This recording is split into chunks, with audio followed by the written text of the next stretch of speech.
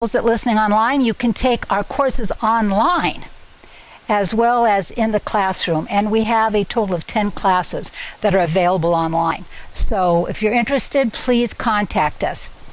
As a little plug for our fall session, I'm going to be doing a complete study of the Hebrew alphabet and its meaning starting in January. And along with that, we'll probably be doing Inductive Study 101, which will be the study of the book of Hosea. So kind of an inkling of what's coming up. I hope everybody has their handouts because we are going to be using them tonight. We're going to begin with the very basic. I'm only going to be giving you 6 letters and 3 vowels this session. Next session we'll be adding more letters and more vowels. But tonight, before you leave, you'll be able to read in Hebrew 3 different words. You'll be able to understand the meaning behind the paleo, the pictures, and the gematria of these 3 words.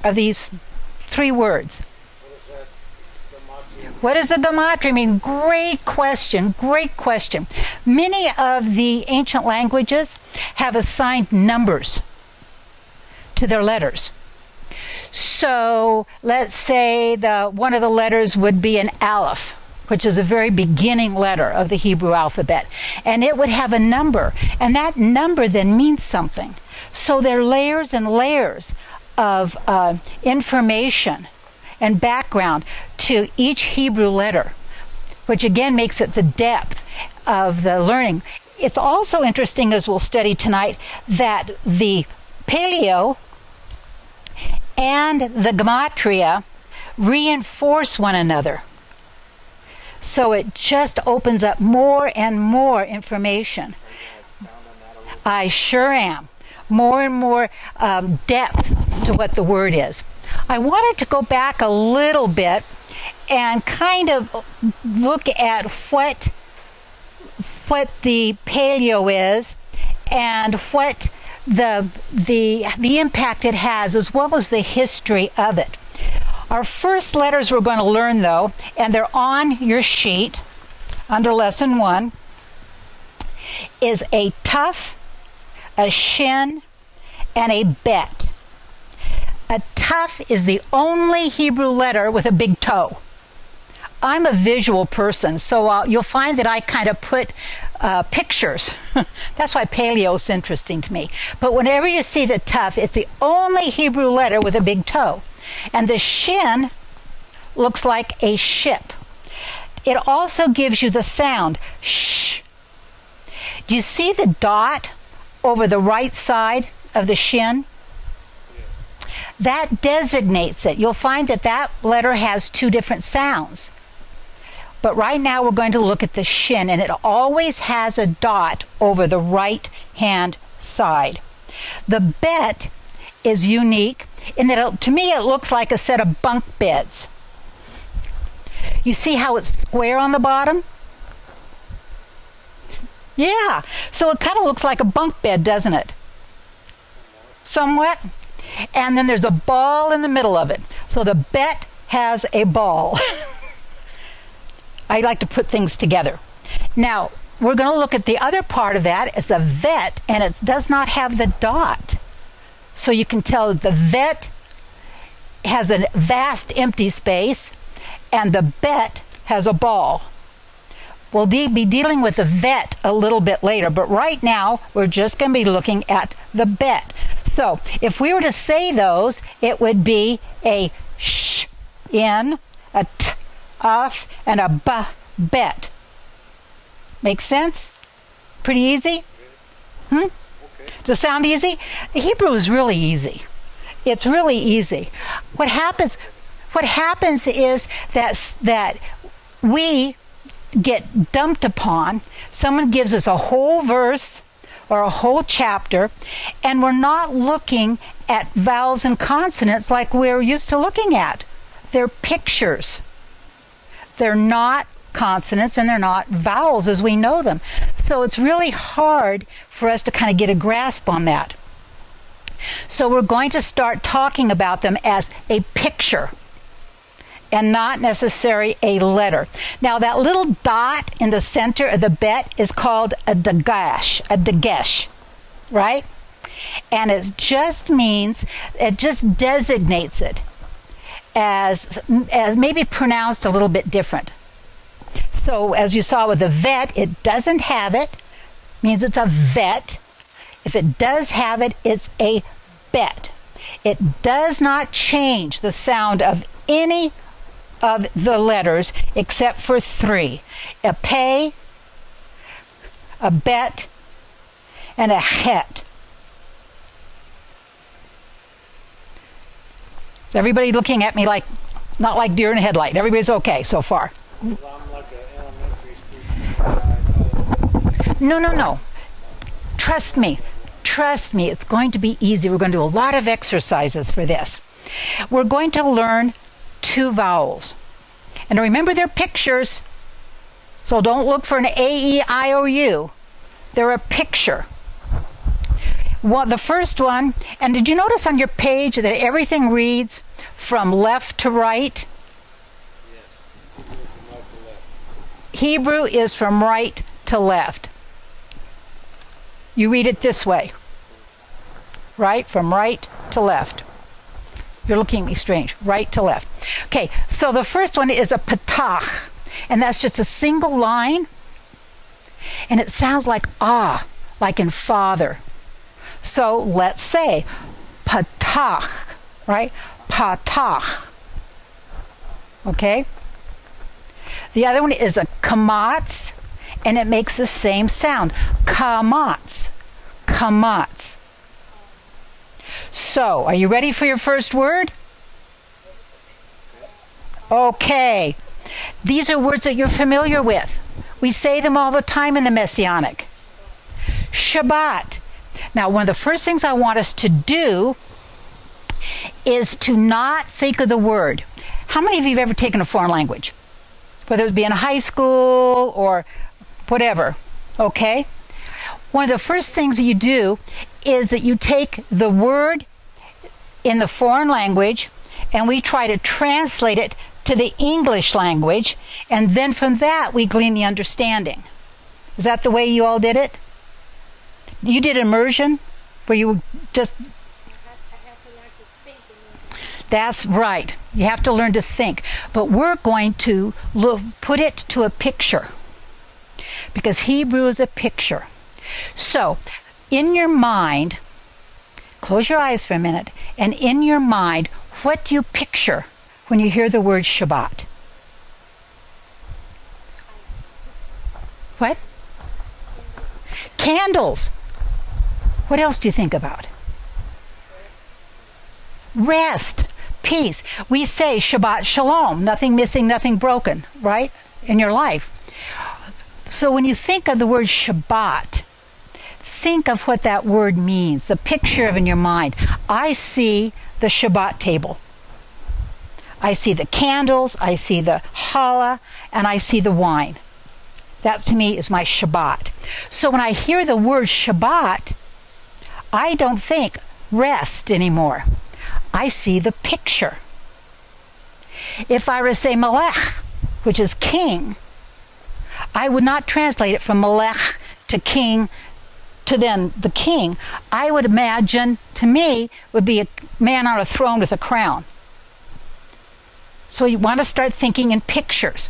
That's why I say the shin is a ship with a mast. Visual. Well, Hebrew is a very visual language. English is not. English is not a very visual language at all. So when you say ship, I think of the staff and the shin. When I say tough, I think of the toe, the big toe. So that helps me remember. So if we're going to say Shabbat, if we look at it, we see the shin with a patach, which gives the shah sound. Do you see it? Does everybody see that that would be a shah? Let's say it. You read top down. So, but you're saying that with the dots? That just designated designates it as a shin. So if it didn't, let's say it didn't have that accent or that vowel point. It would be a sin. Yeah, and you usually will see it on the left-hand side, or it will be absent, and then it will be a sin. A little thing is on the right is right, means it's good. Left is wrong, which means it's a sin. Okay? I do little things like that. It kind of helps me when I was first learning.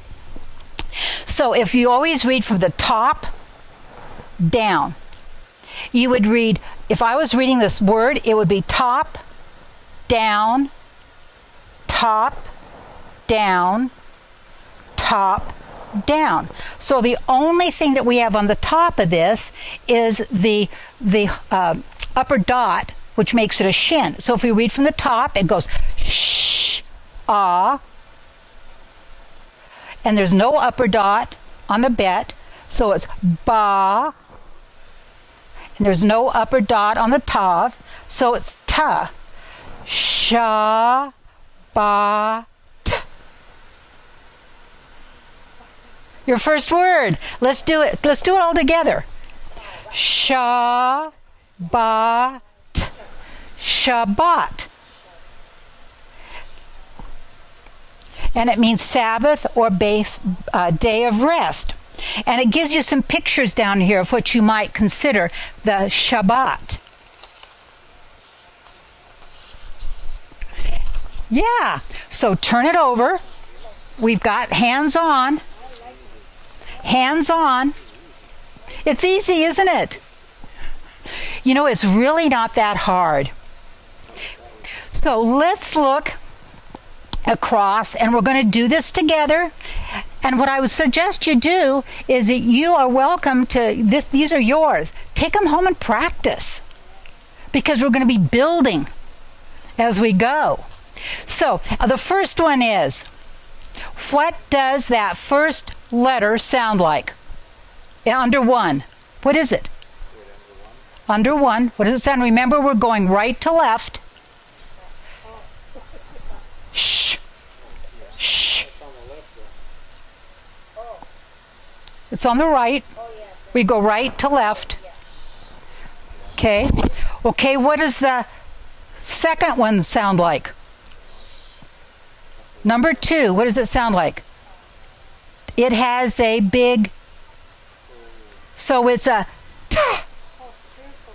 Yeah, it's a ta. What about number three? Ba. You're right, ba. Okay, let's go to four. Now remember, the only time that a dagash or something in the center, that little dot, means something, a bet, a vet, or a het. So number four, what does that sound like? Number four sounds like it's got a big toe. So what does it sound like? Tuh.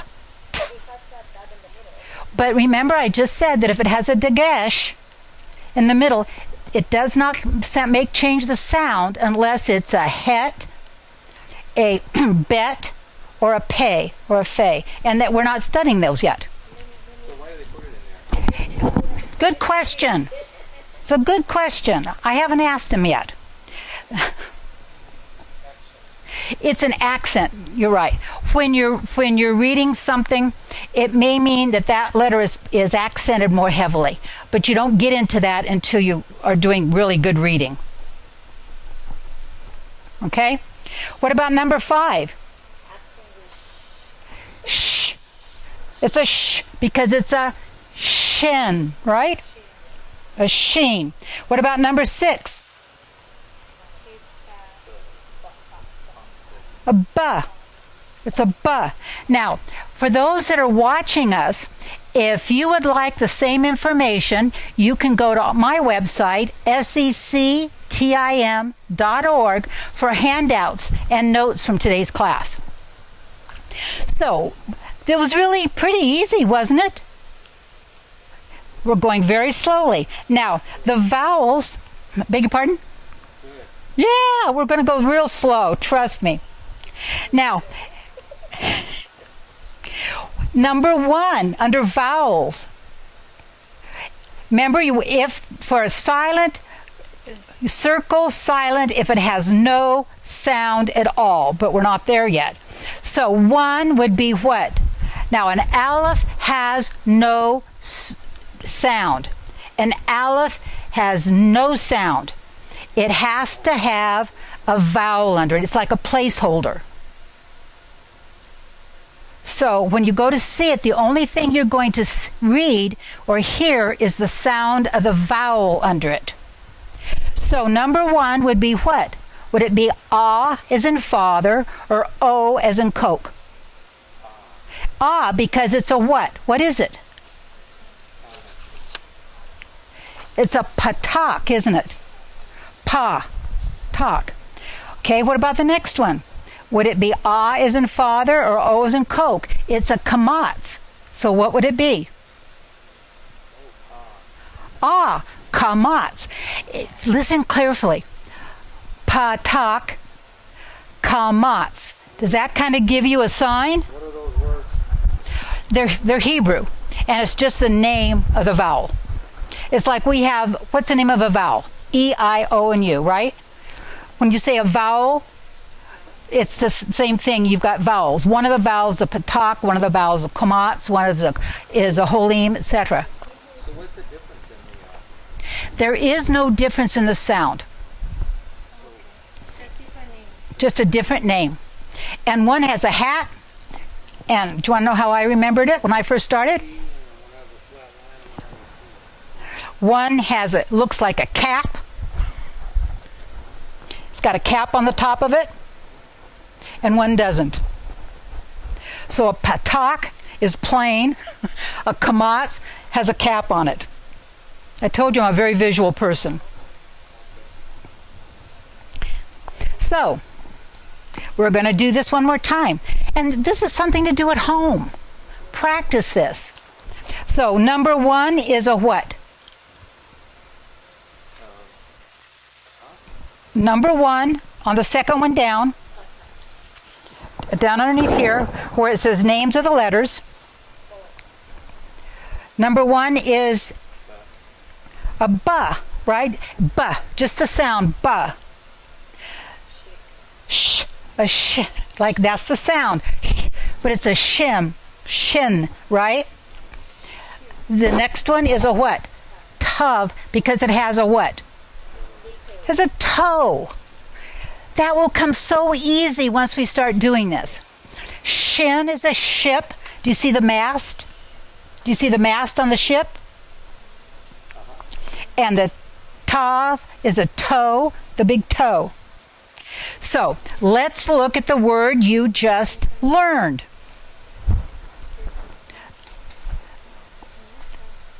Let's tav.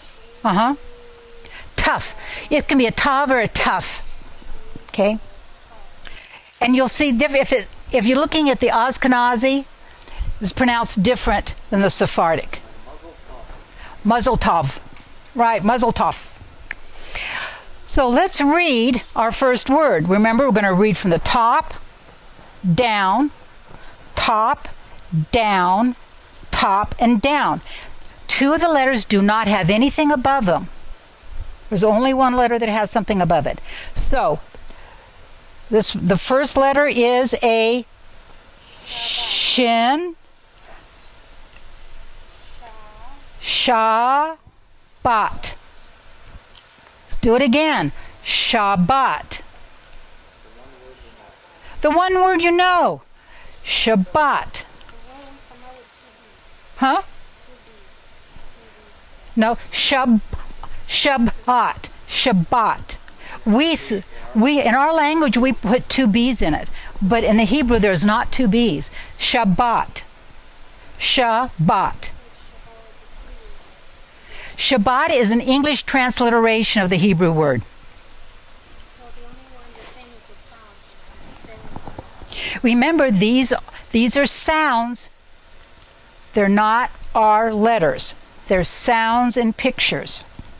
How come the Ashkenazi say They replace the T's with the S's. And it's kind of a form of Yiddish. Kind of a form of Yiddish. So, you know your first Hebrew word. Shabbat.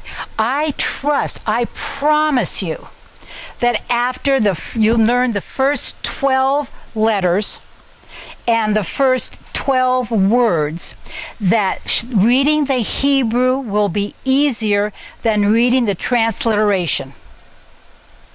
How many of you, when you read the transliterations that they put up on the screen, it's kind of a challenge sometimes, isn't it?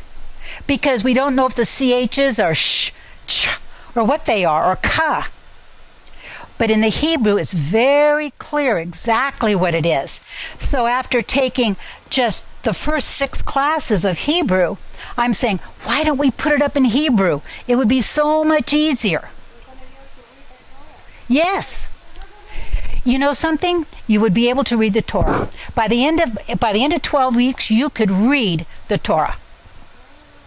You may not know all the words, but you'd be able to read the Torah. I promise you that. I promise you that. So, you have some worksheets that you can do on the back. And I really suggest, if you've got a copy machine, you can copy these, because these are great worksheets. It gets you familiar with them. It says nonsense syllables.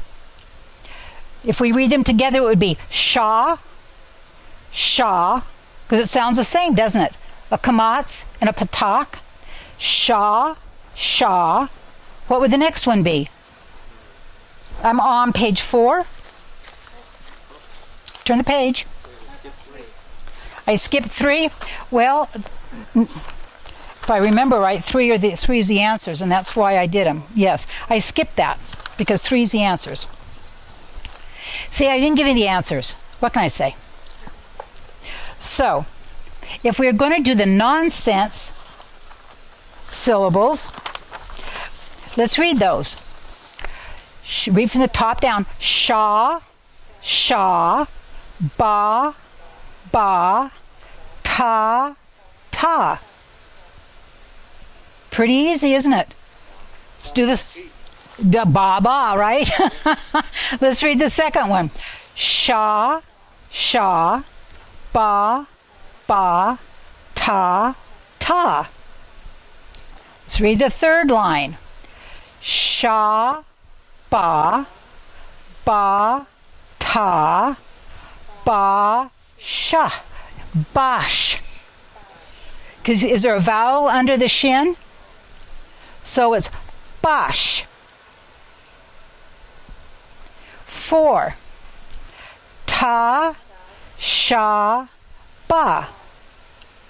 Sha, ba, tash. See, no vowel, right? Ba, ba, shot. No vowel under the T. It's very visual.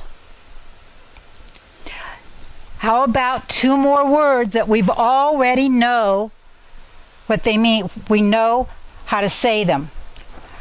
What is bat? Daughter. Bat. And Shabbat. So guess what? You have 2 words that you can read already. Pretty easy, isn't it? It really isn't hard. What? Bot? 2 letters instead of daughter spelled out. Yeah, it's bot. Just really easy. So we're going to go, I'm going to give you a little bit of rest, and I want to talk to you for a minute about the importance of the paleo.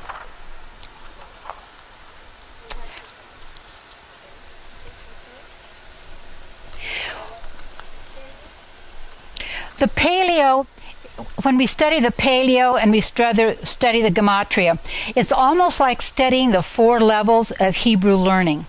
The 4 levels of Hebrew learning, of course, are the Pardes, and that's an acronym. And if this, you can just take notes, because I did this as not written. If you would like my notes, put your email address on there and I will send you your notes. Pardes stands for Peshat. And the Peshat is a very, very first level of Hebraic understanding or learning. And this is the literal meaning of what you're reading. So if you're reading something, it's exactly what it says. It's the literal meaning. Now, after that, excuse me, comes the Remez. And that's R-E-M-E-Z. The Peshat is P-A-S-H-A-T. The Remez, R-E-M-E-Z, is the hint that there's got to be something more that's contained in these scriptures. You know, sometimes we read where Rabbi Shaul, where Paul gets really upset with his congregation, and he says, I can't believe you guys. I've been here, I've read to you, I've sent you letters, and you're still on the milk. You should be on the meat. What's with you? If I would just read that, literally, they're upset. But when I start thinking about, well, gosh, why is he so upset with them? What has he told them that they're not doing? That is the remez, it's the hint that there has to be more than what just is on the surface. And we can usually find that by asking the who, what, when, where, why, and how questions of the text. When was this said? Why was it said? Where was it said? To whom was it said? And why was he in such a twit about it? So these are the questions that say, gee, there has to be more. Then the drash, D-R-A-S-H, is the hunt for the hidden. It's where you do things like you do word studies and you do reference studies and you do cross-reference studies. You need to find out more to what's going on. That's the dresh level. And after you've done that, then you come to the last, which is the sod, the S-O-D level. And this is the hidden meaning or the deeper meaning. This is the application to your life. This is what the word is all about. We can read the word at the literal level and become academically intelligent. I know someone that can quote the whole book of John to you. But that doesn't mean they have applied it to their life. So the sod level is saying, this is what the Holy Spirit, the Ruach HaKodesh, has shown me, and this is how I need to apply it to my life. Rabbi Shaul, when he got so upset with the Galatians and with the Corinthians, I can apply that to my life. I should never stay where I am. I should be constantly maturing. After 5 years in the faith, I should not still be on the milk. Maybe I'm on pablum, but I'm not on the milk. I should be constantly moving further into the Word and into a depth of its understanding. So we see then that just like these levels of learning, that's the same thing with the Hebrew language. It has different levels of understanding. And we're going to we just looked at the literal level, didn't we? This is what the letters say.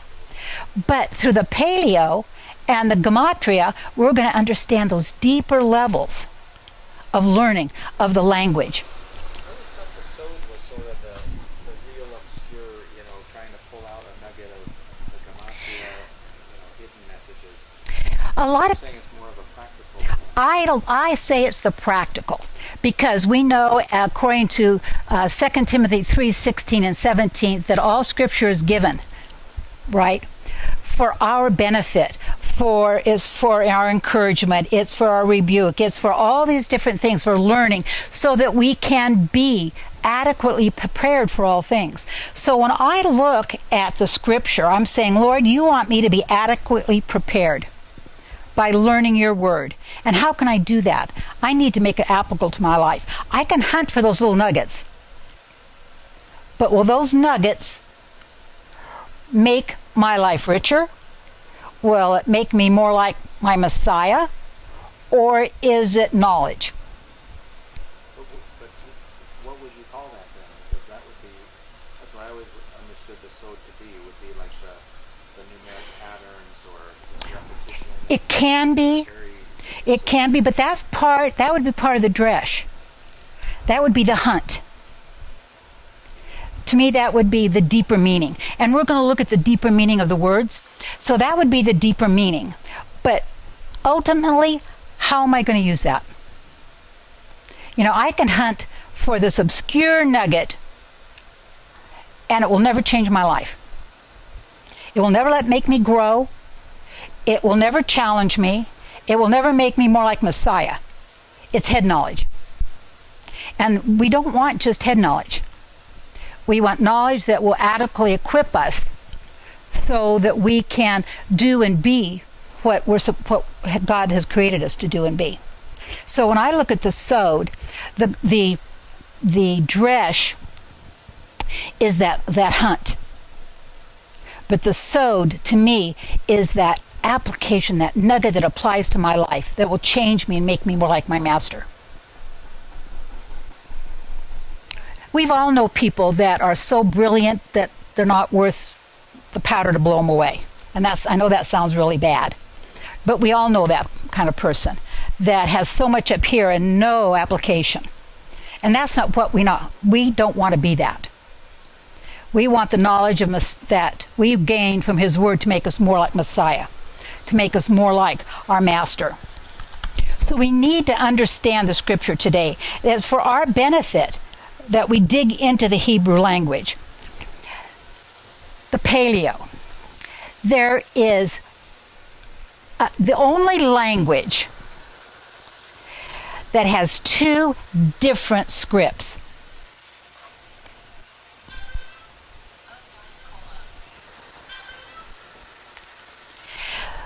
The Hebrew language is called Lashon HaKodesh, or the Holy Language. And I truly believe that this was the language that God spoke with Adam and Eve in the garden. The Holy Language. I believe that this is the language that God wrote with His finger on the Ten Commandments, on the rocks of stone. I truly believe that. I think it was lost during the captivity. It was lost during the captivities in Egypt and in Syria and in Babylon. And when it came back, it was tweaked. And it then reverted to the Paleo. I really believe that. When Ezra was a scribe, and we read of Ezra, he's got his own book, he is the one that then began to write again in the Hebrew language. It was lost again in the diaspora. It is the only language on earth that was a thriving spoken language by a nation of people that was lost. For hundreds of years, it was lost and was revived to a language that is now spoken by a nation of people. The only language, God's Lashon HaKodesh, His holy language. The pictographs, or the Paleo Hebrew, actually can be, it's called the Ivri, and it's part of the Assyrian script. They think that that was what was brought back from Assyria specifically, because it has the same kind of angular marks that the Assyrian Paleo had. Now, we also find that, again, it was completely abandoned. I have an article that I found extremely interesting from a Rabbi Chaim Chlorfine. And it says there is one Hebrew language, but it has two different scripts. One of these scripts fell into complete disuse and was forgotten 2,000 years ago. Within the past century, it has been rediscovered. The impact of this discovery has not yet been fully felt, for the lost script may well be the original, the one in which the Ten Commandments were written by the finger of God, and the one in which Moshe wrote the original Torah. Now, this is beginning to be validated by our modern archaeologists. They just found in some of the archaeological digs around the Temple Mount. How many of you have been to Israel and the digs around the Temple Mount? When we were there, we actually got to sift through some of the rubble. And we actually found some beads from a Roman's, probably a little girl's bracelet. And we found a coin, which they quickly removed from our siftings. But they're finding amazing things. And when they opened this one particular area, they found shards of large pots. It was unique in that this was not a storehouse. It was not a place where a royal or wealthy family would keep their things. It was in a community of normal people. And they found the ancient Hebrew, the paleo, around the tops of these vessels, which led the discoverers to think that at the time of David and at Solomon, the common people could read and write, which elevated then the fact that yes, that a lot of these things could have been written in their time, and not just by oral language or oral tradition, but they could actually be written texts, which I found was really, really validated, what this rabbi was saying. He also said that around the year 800 BCE, the Paleo-Hebrew letters became reworked in Babylon and the surrounding region and evolved as the native Aramaic script.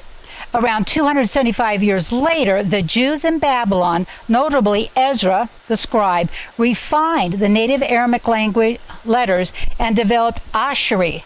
This is the script today as modern Hebrew. And then I have that complete article if you would like a copy of it. It was very interesting. So let's look at our letters and let's see what, in fact, they are in the Paleo, because I think you're going to find something extremely interesting. As I was doing this study, it rolls my socks up and down, because as I did the Paleo and then I did the Gematria, they meshed. They gave us a picture of the word that, when applied to messianic belief, tells an amazing story. Paleo is pictures that tell a story. Every letter is a picture of something. It tells us a visual of what the word should mean. So it really behooves us to learn that. The Paleo for shin, and you might want to write that up there, is 2 front teeth, sharp or chewing. Now you're thinking, what in the world does that have to do with it? Well, I'm going to tell you.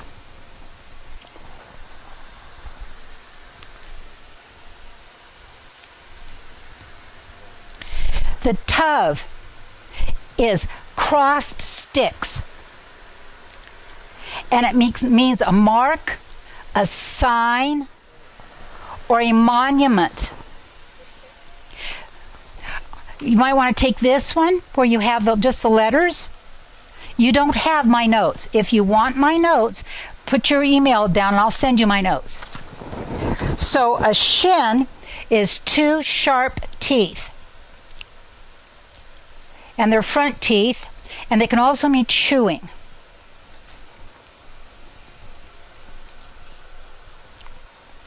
The Tuf are crossed sticks. And it means a monument, a mark, a sign, or a signal. And the monument is important because it's a dwelling place. A monument is a dwelling place, a memorial, something that's to be remembered.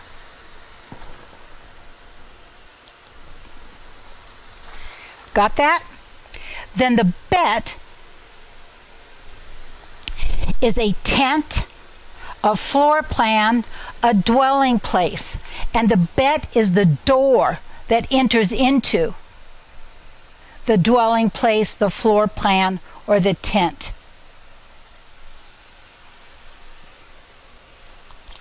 A really good example of this is Bereshit, which is the book of Genesis, and it begins with the bet.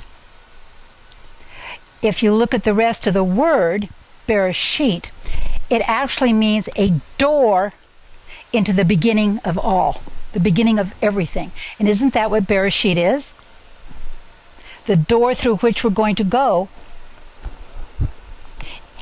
and learn the rest of it all. So we have that. Now, the gematria is a Kabbalistic method of interpreting the scriptures by computing the number of the value of the letters. And what you can do with a word is you add up all the numbers of the letters,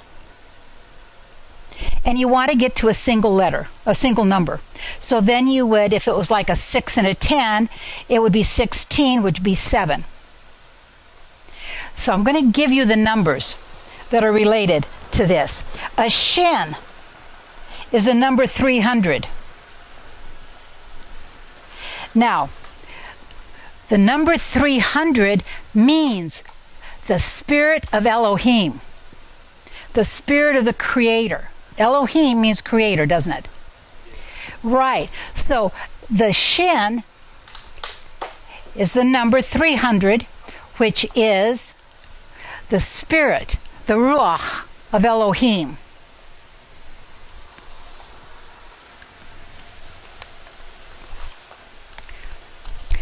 Now I want us just to think a minute. The 2 sharp teeth can also mean that this person is smiling so much that their 2 front teeth are showing. Now, when you smile really large, what happens? Your teeth show, right? So it could be a face of someone who is so happy, so overjoyed that their front teeth are showing. So we now have that, excuse me, along with the picture of the 2 front teeth and the spirit of Elohim.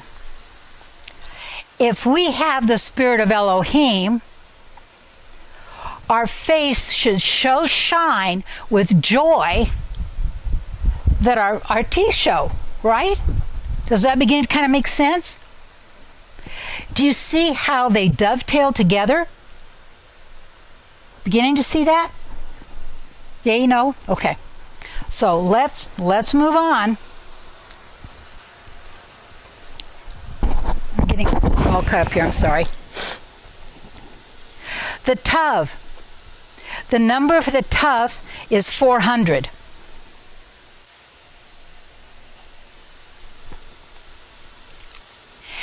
And it copies all of the cosmic existence. All of the cosmic existence, the stars, the sun, the moon, you and I, anything that Elohim has created, reflects the Father, doesn't it?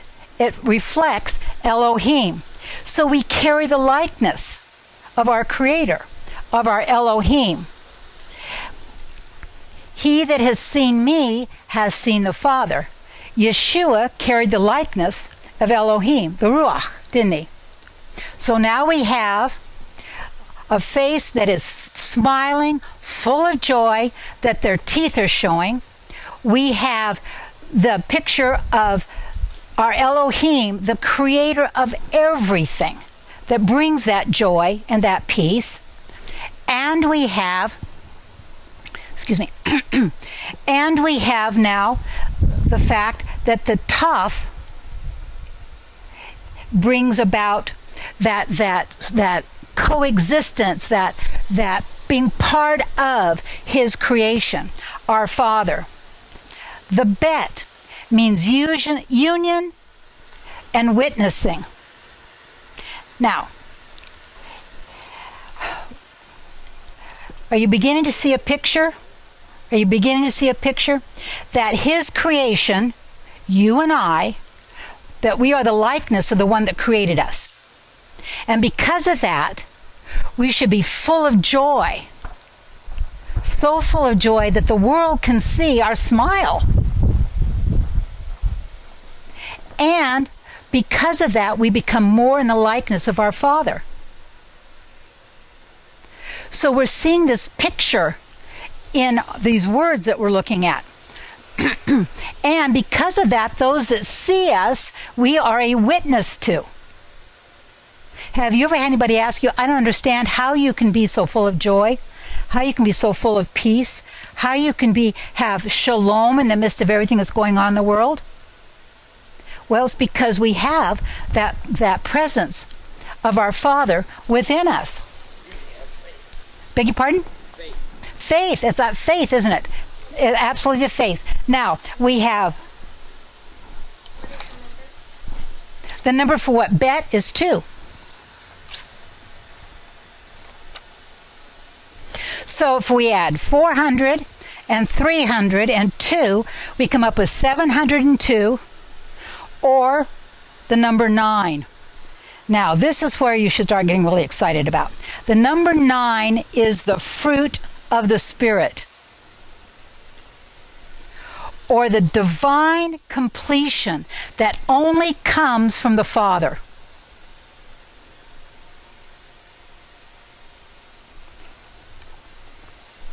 So the gematria for this, fruit of the Spirit, the divine completeness that only can come from the Father, when we go back and look at the paleo, how can we have that presence, that witness to the world that only comes from our Creator, that brings about that shining face and that smile?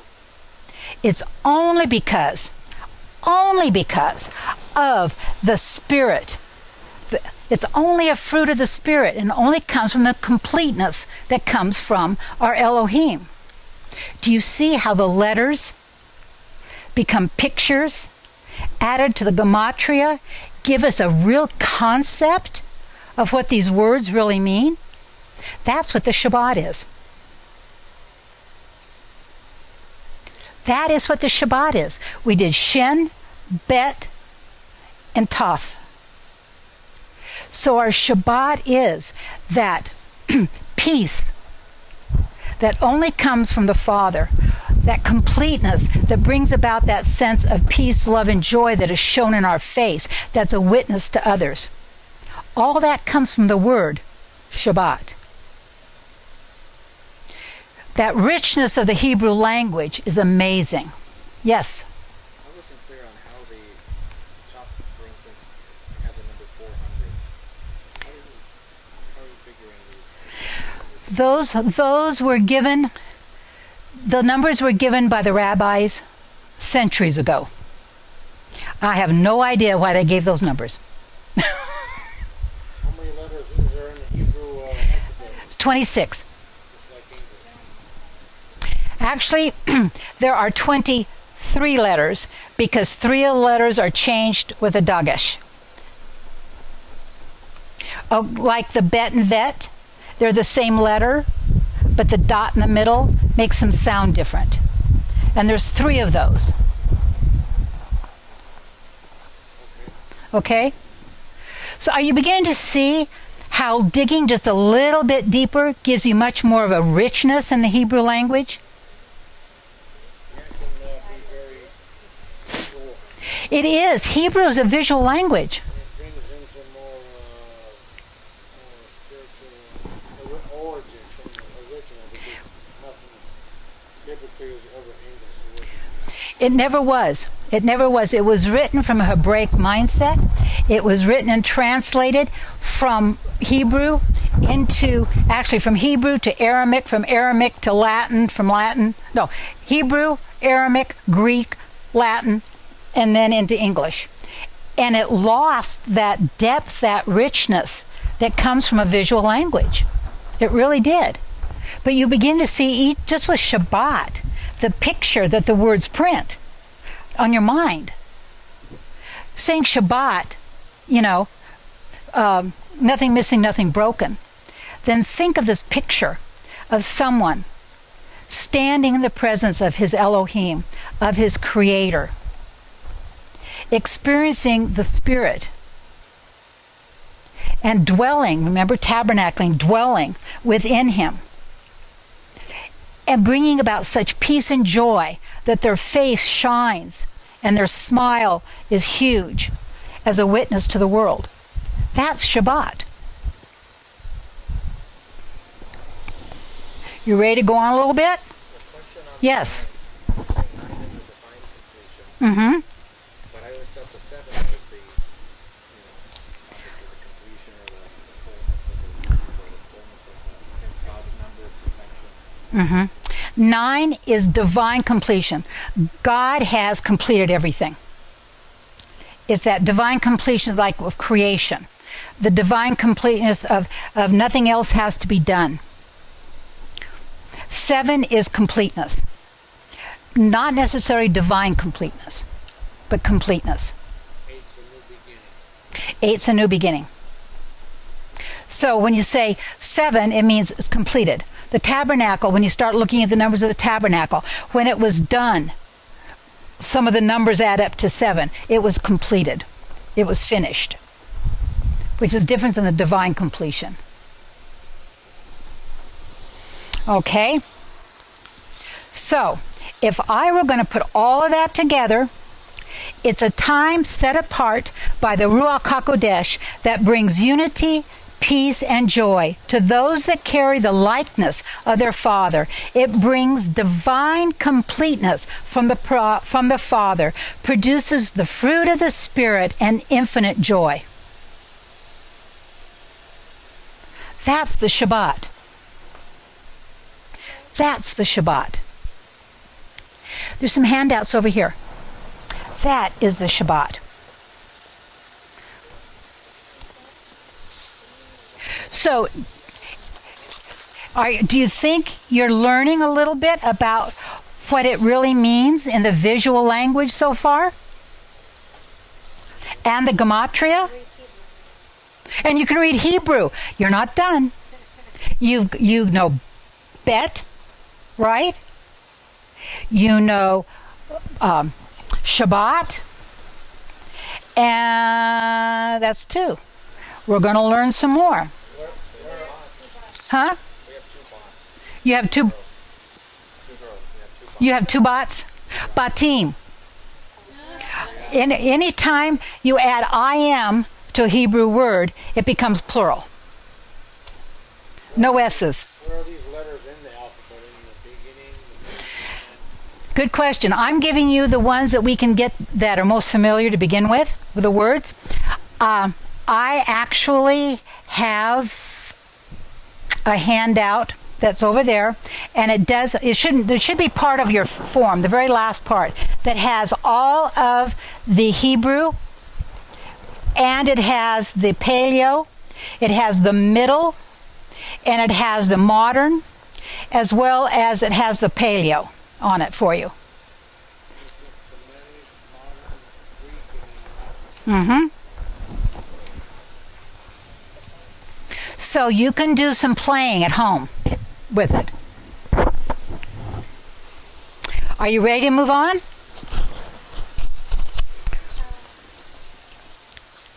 Hebrew Institute, they were saying that Aramaic is like Armenian, Aramaic is a Paleo? No. It was written in Hebrew, then translated to Aramaic.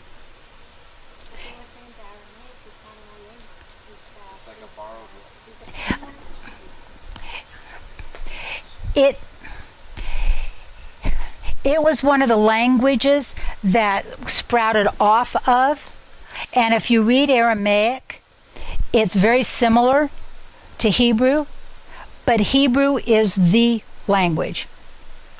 Aramaic is like like Ashkenazi is not the true Hebrew, but it's close. Okay? Makes sense? The Lord was speaking Aramaic, at least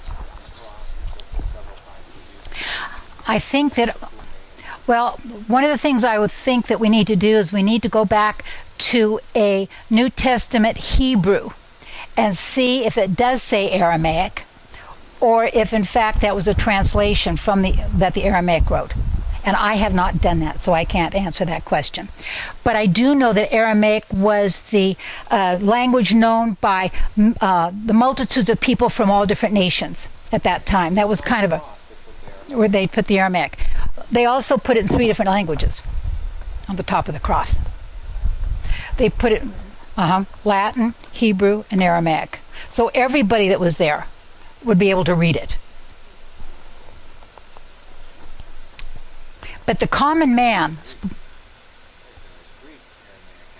was it Greek? It was the Roman soldiers were there and they spoke Latin. So I'd have to study that. I have not done that. I will be really honest with you.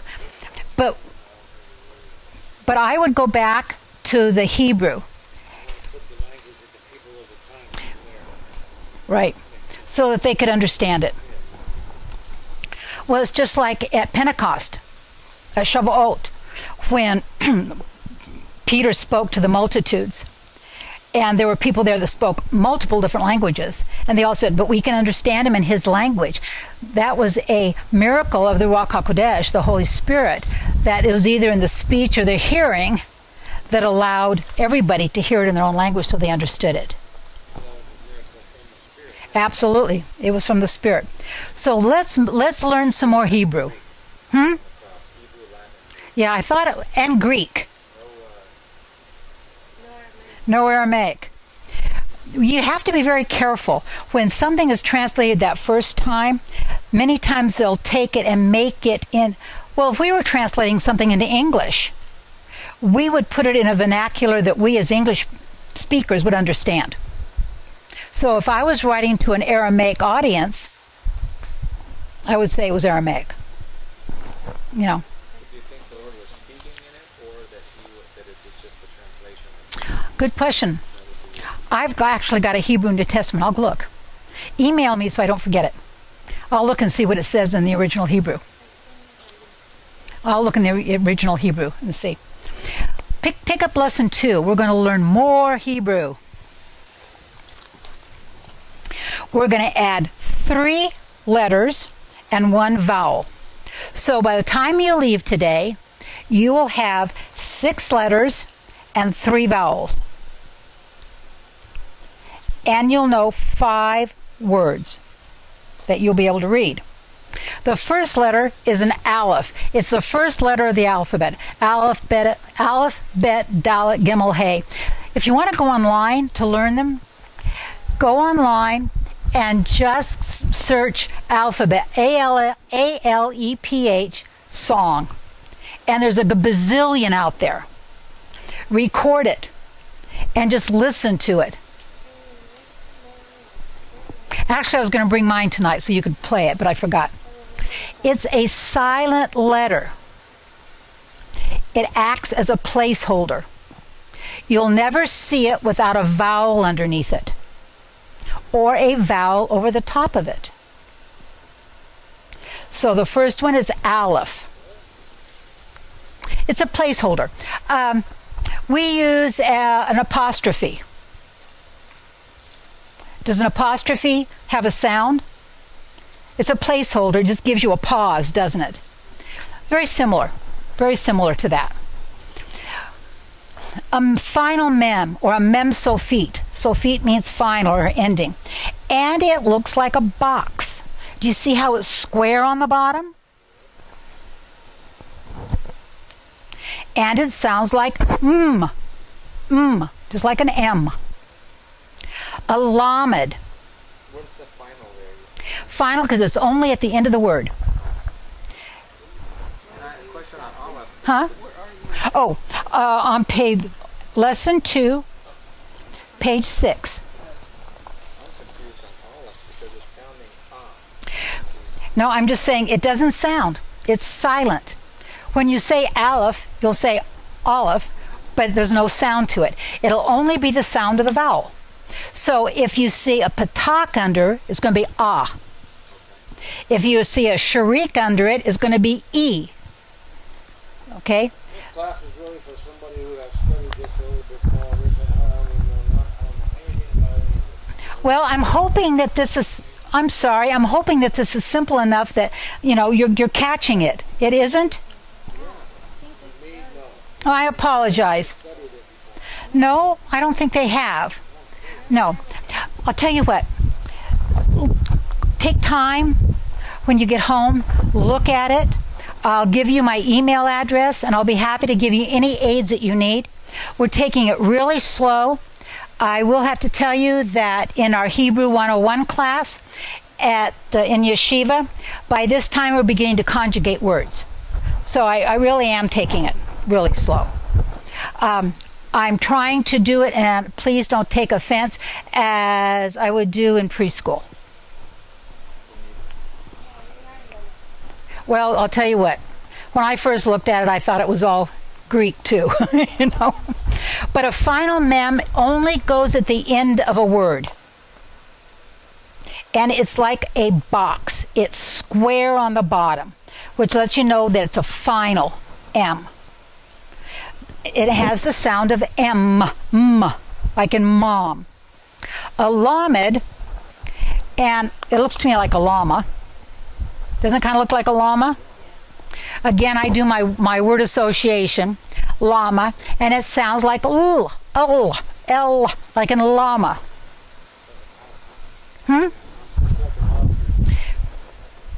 Squint your eyes and imagine llama. And then our one new vowel is what they call a holum. Do you hear the sound that it makes? Holum. Oh, holum. Like in Coke, holum. And it's a dot. A dot above. Remember we had the upper dot in the shin? This is an upper dot, and it's called a holum. We'll find that a holum can be above any other letter, but it gives it that O sound along with it. So it's just like putting a vowel after something. A holum. And it's like Coke. Here it's over the letter Vav. And we're going to get to the Vav. And the words that you can read, now let's go through these. We're going to say the letters as we go, and the vowels. Remember, we start at the top, go to the bottom, go across, go to the top, go to the bottom, top and bottom. So the first one would be, if I were to do it, would be shin, patach, kamatz, lamed, holem, mem. So it would be shalom, shalom. I'm on 2, where it has this picture of the dove and the peace. Shalom, shalom. Do you see how it goes? From the top down, shalom, shalom. Close your eyes. What do you think about when you hear the word shalom? Make it a picture. I see the word. You see the word. Okay. You are more of an audio. I've never studied it. Okay. Yeah, I'm very much a picture person. I do that with a lot of things. I make pictures. So when I think of shalom, I think of a dove. Or I might think of a peace symbol. Or I might think of any place to me that means absolute peace would be shalom. Peace symbol with a dove and Big part. Yep, there you go. With an olive branch in its mouth. Right, absolutely. So let's say... Right, right. So let's all say that word together. Shalom. Shalom. You see how you read it from the top, across. O is this or this? O is just the dot. But it has to be over something. So that's just over something. It's over above. But it still has that O sound. It has to be over something. Kind of like a dot of an I. So what is that then? That it's over? Above. So what's the, It's above. Yeah, we'll get there. We'll get there. I just want to get it very easy. Shalom. Let's say it all together. Shalom.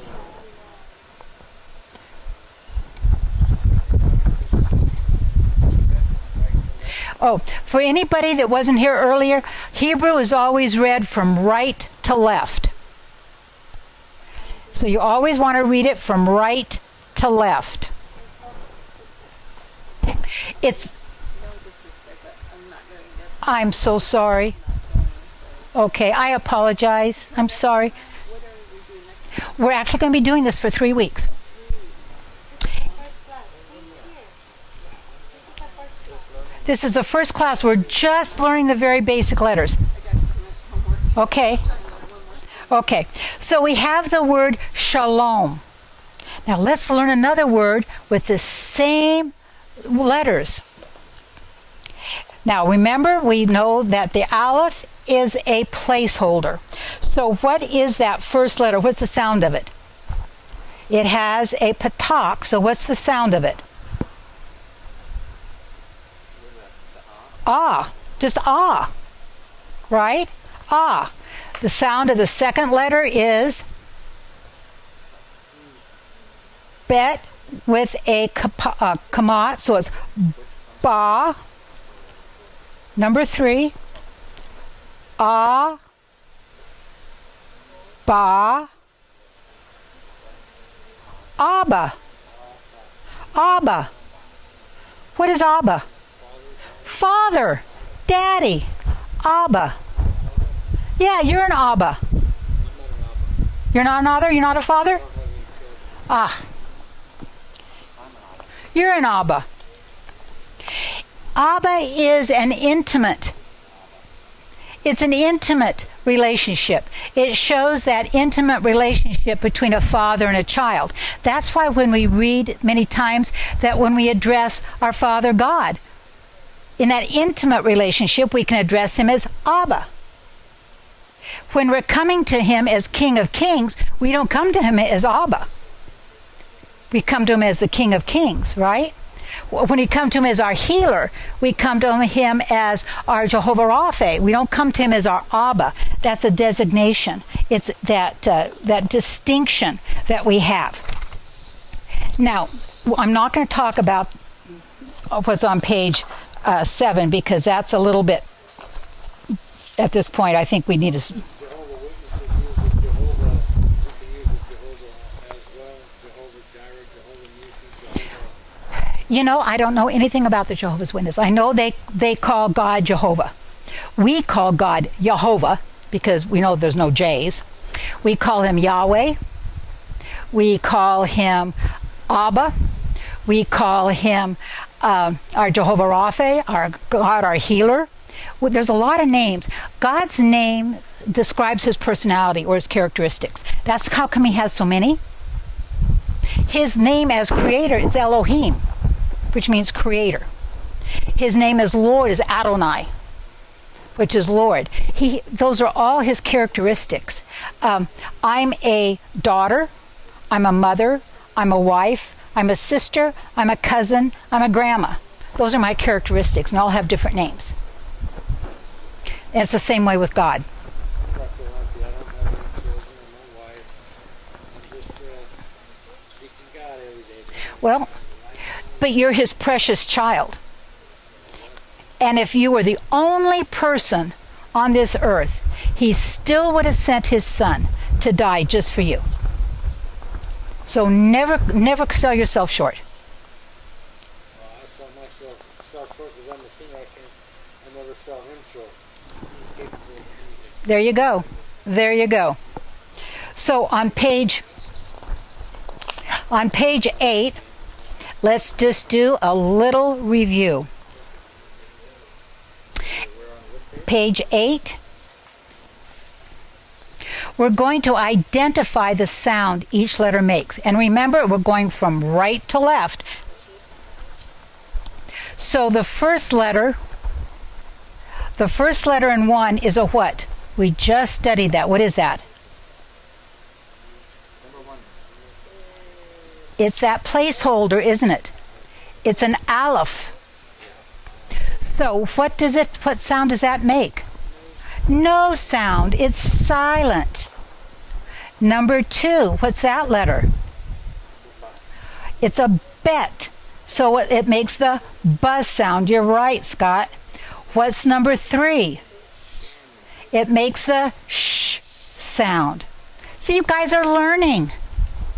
Doesn't it surprise you? It's not that hard. 4 is a tough. It makes the t sound. 5 is a mem. It makes that m sound. 6 is our llama, right? That's the only thing you got to watch out when you do pictures. It makes the L sound. What's the next one?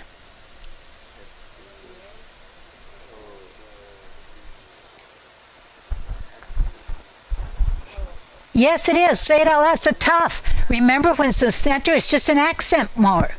So it's a tough. It makes the yeah, all the dagishes in the middle, other than a bet, a het, and a pay. The dagish in the middle just is an accent. The next one, number 8, is a it's a mem. 9 is a shin. It's a sh. It doesn't even have it there, does it? Why does it have that extra dot in the middle? Accent sound. So what's the difference in that accent sound? Like for number 3 and number 9, what's the difference? Okay, look where they're located. Okay. The shin has the upper dot. The dagish is in the middle. See it between the two masts of the ship? But it's also in the top. Because it's a shin. So what's the difference in sound? If I were saying it, one would be a shh, and one would be a shh. It's an accent. So when it has the accent in the middle, it's louder? It's accented. Like we might accent a syllable or accent a letter in a word. And number 10, it's a lamed, and it's just accented, so it'll be a l. Same thing, a lamed. La.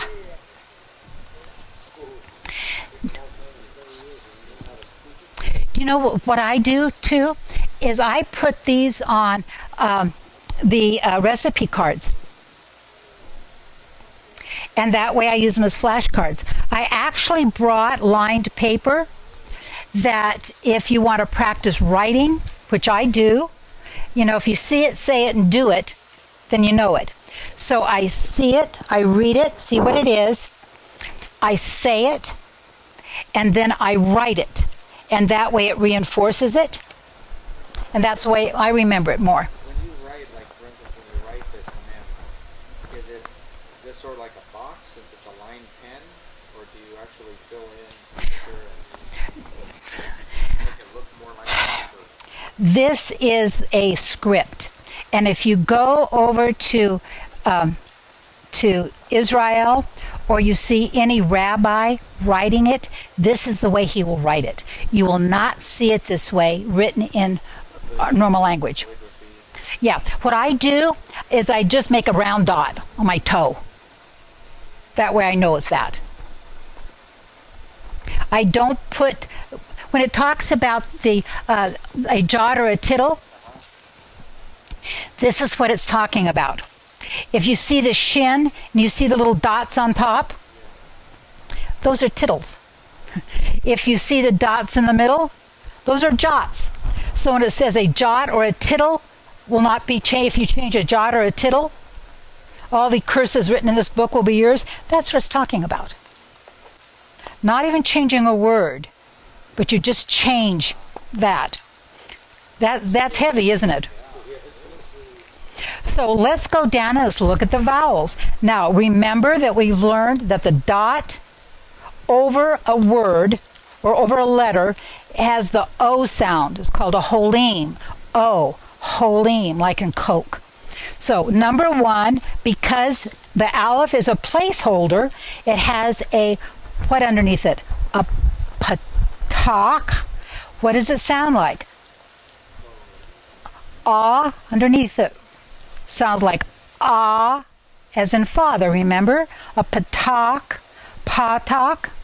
Okay. The next one, the aleph has no vowel in it, does it?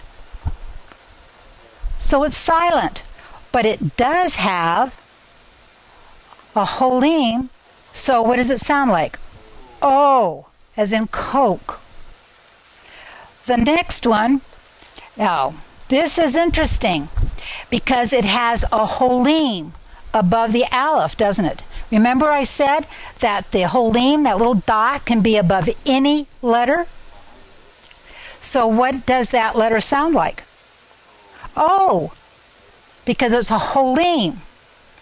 Number 4, even though the aleph is silent, just like if I were to write a vowel, the letter O, it has a sound. So Same thing. if it's to the left, it's the holeme, but if it's to the right, it's the tittle. If it's to the right, it's called an upper dot. If it's You were saying that's the tittle, right? no, the tittle is the you see the flags on the ship on the shin, the little flags that go up. Yeah. That's the tittle, not the dot, but the tittle.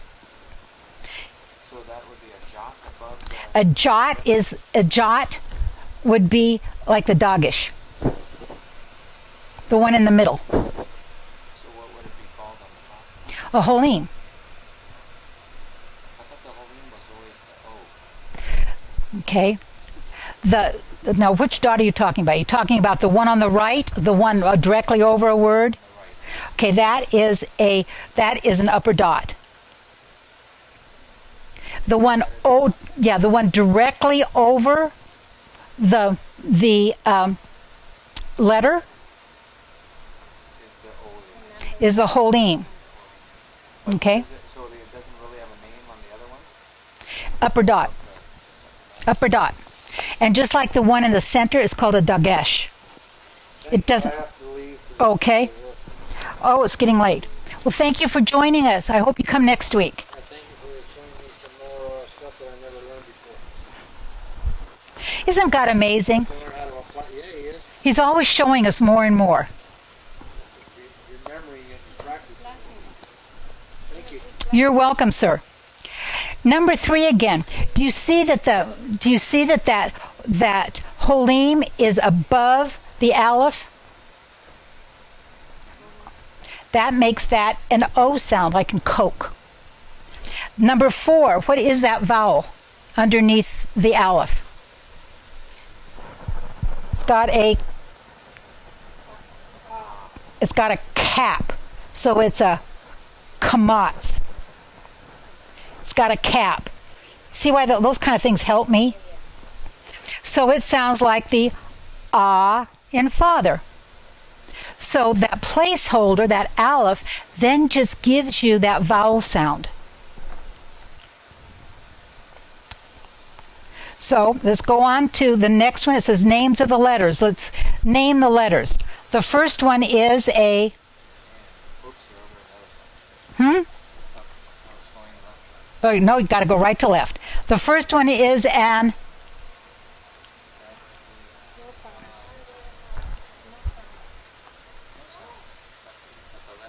The letter in number 1 under C is an silent letter. It is the aleph. Number 2, lamed. It looks like the llama, doesn't it? A lamed. Number 3 is a mem sofit, or the final M. Now, in Hebrew, when we look at syllables in the English language, it's kind of hard to tell sometimes, isn't it? To divide syllables. In Hebrew, it's really, really easy. Every syllable has a vowel. So, if I were going to look at shalom, which is number D, remember the number of syllables is the same thing as the number of vowels. So how many vowels does shalom have? Or how many syllables? 3. Excuse me, excuse me, you're correct, 2. It has the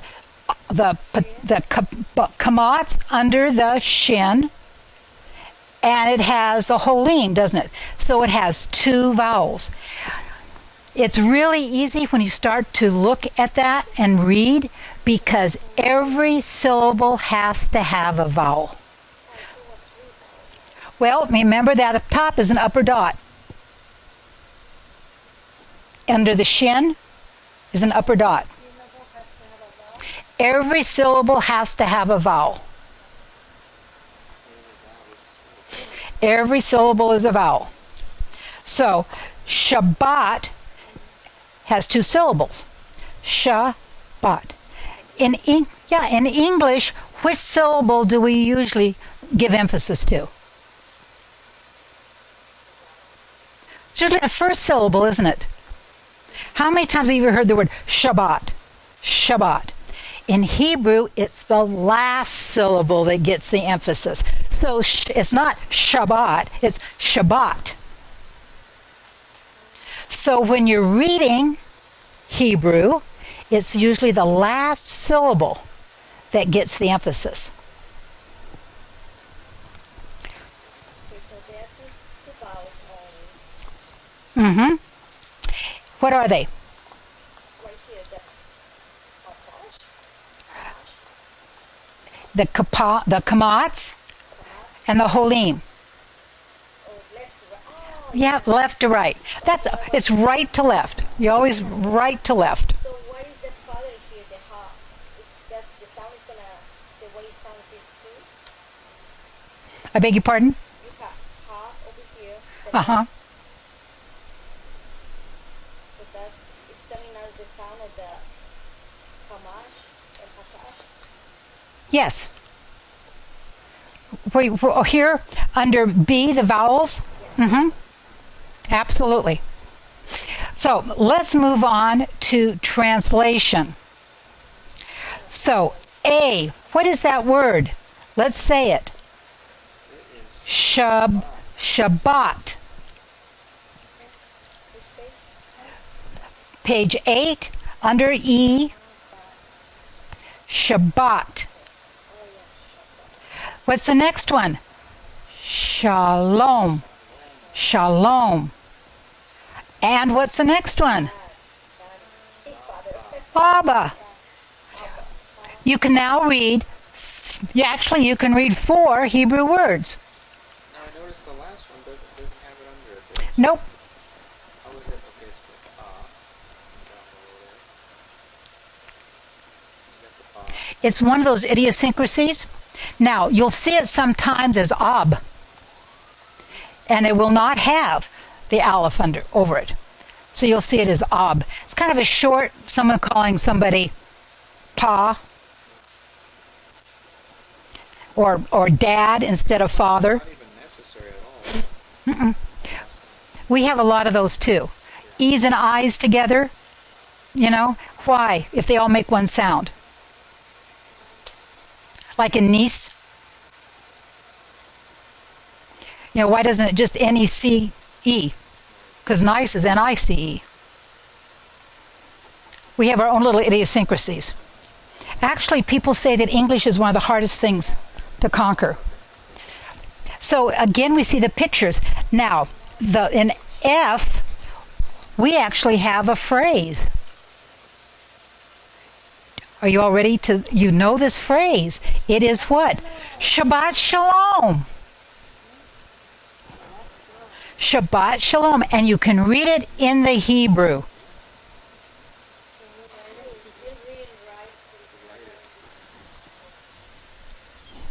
Remember, you want to read it from right to left. Right. Shabbat Shalom. Do you know what could be helpful? Is to make yourself an arrow above it until you get used to it. So before you even start to read it, make yourself an arrow pointing the other direction.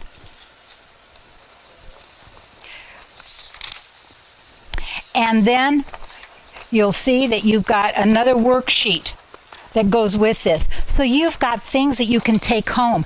And you have a phrase, and you've got 5 words that you can now read in Hebrew. And you know what they mean. Now, I just want to give you a hint of what shalom means.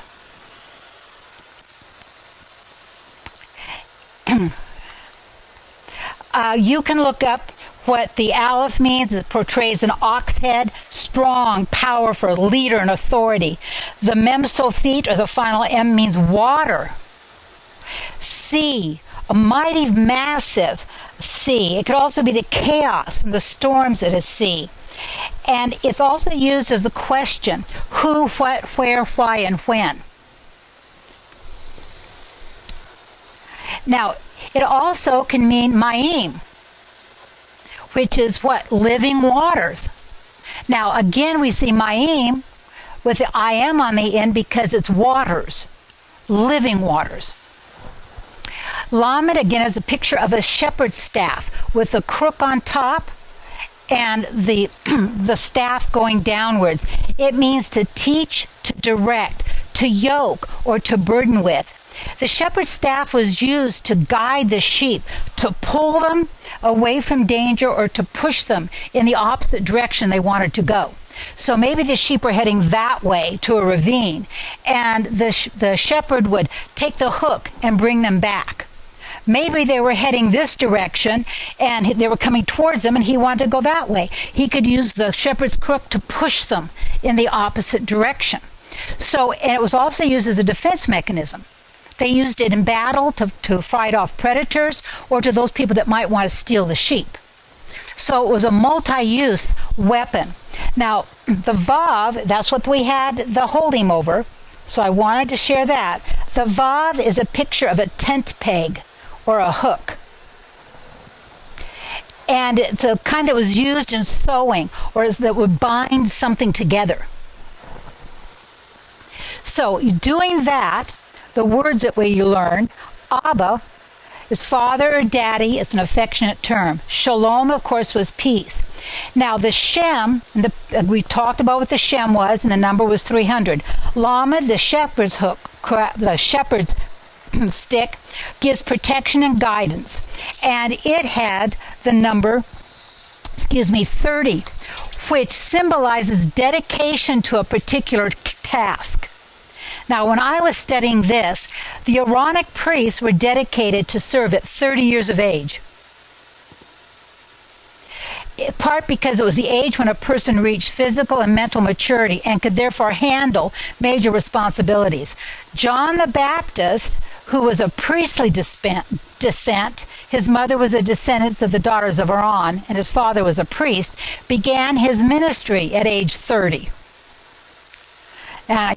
We're going on. I have a question on that. How do we know that? Because Scripture doesn't specifically say that on John. No, but they did it by when Zechariah became a priest. But we don't know that from Scripture. He was in the lineage. And I think they figured that out because they figured John was 30. First of all, at 30 years of age is when somebody starts their ministry. And John was 30. No. No. Where did we... This is just, I'm getting this from the rabbis. And it said that John started his ministry at 6. This is a Messianic rabbi. From his ministry at 30. Yeshua started his ministry at the age of 30. The priests began their ministry at the age of 30. So I think it was a deduction because of that. Now, we do know that Zechariah was upset that because John was supposed to be in the lineage of the priesthood, and he should have stepped into that priesthood at 30. So we know that Zechariah was upset? Yes, How? ancient rabbis. Because he should have stepped into that ministry. Because he was the only son of Zechariah, the priest. But instead, he stepped into his own ministry at that same age. So basically what he did is he left a gap, he left a hole in the priestly line. It seems like John had a big following already. You know, by the time Yeshua comes on the scene, within a few months, it seems like John already had a very well-known Yeah. evangelist. If you do more research, you'll find that John probably, because he went to the desert and he spent a long time in the desert, and he may have even been taken in by the priests at Qumran for a length of time. So he did have a big following at that time. But he wasn't 30 when he met Yeshua. He had been in ministry for a while. Well, he was only 6 months older, so he could have been 30. Mm-hmm. Could have been. So he probably left. He left he left his position, but he should have come back according to the priestly family. He should have come back at age 30 and stepped into the priesthood, and he didn't. But he did have his own ministry. And a lot of this, again, The greatest man that ever lived, according to Yeshua. yes, absolutely. In the fall of 26 AD, at the age of 30, Messiah began to publicly preach the gospel. We find that in Luke chapter 3, verse 23. His ministry lasted for 3.5 years. The number 30 can also represent the sacrificial blood of Yeshua. He was betrayed by Judas for 30 silver coins, which is a fulfillment of the prophecy in Zechariah 11:12. When Judas flung the blood money, he was paid back into the temple. The priest did not accept it as an offering, but rather decided to buy a potter's field with it. Though they were not aware of that, what they did was also fulfill the prophecy in verse 13. In 30 AD, Yeshua suffered and shed his precious blood as God's sacrificial lamb for the world's sin. So that number 30 keeps popping up in that relationship. Vav is a picture again of the tent peg. It's assigned the number of 6, which is the number required for creation. Mem represents water. It's assigned the number 600, which is the Father as conceiver of eternal life or the divine order of creation. Now, if we put all this together for Shalom, it comes out to be by Yeshua becoming a man to secure a relationship between us and Abba by being caught on a nail or a hook for us and became a bridge for us. He will cleanse and refresh us by the washing of the water of his word, by his spirit to birth new life inside of us, and by his authority, the staff, as our shepherd, he will yoke us to himself to enforce and both protect and discipline us and impart life to us, so we will have the privilege to become his and live in shalom, nothing missing, nothing broken in our lives. When we start adding all of these up, do you see how the word itself, the paleo, which is the picture, and then the gematria, just again dovetail and add so much more depth to the word than what we get in the word, shalom. That's our teaching for this evening. Thank you very much.